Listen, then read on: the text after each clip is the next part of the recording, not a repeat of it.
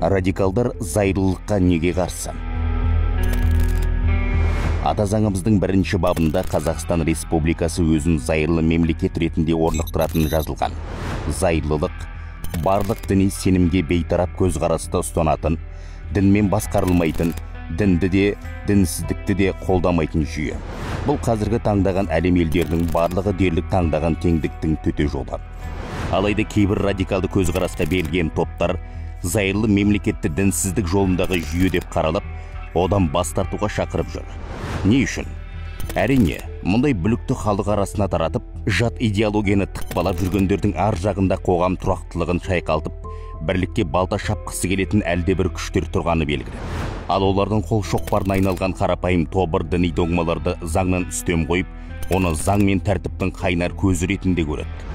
Олар үшін діннің мемлекеттен бөлінуі, дінсіздіктің тап өзі.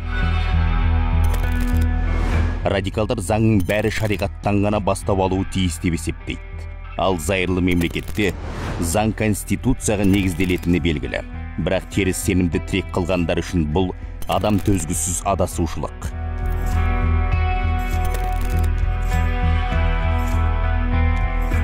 Олар осы заңдармен мемлекет басқаруды күпірлік санайды. Үкіметті дінсіз тағып деп, оған қарсы күресуді парыз деп есептейді. Ал ең бастысы, радикалды діни топтардың көздегені дінді құрал ретінде пайдаланып, өздерінің саяси мақсаттарына жету. Олар үшін зайырлық сипатын дінсіздік деп көрсету, халықты өз жағына шығарудың амалы ғана.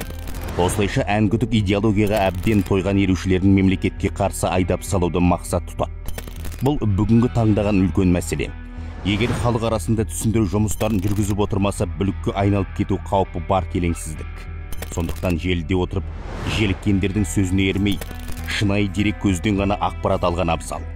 Зайырлылық, түрлі ұлт пен дін өкілдері қатар өмір кешкен кез келген мемлекет үшін ең тиімді мемлекет сипаты.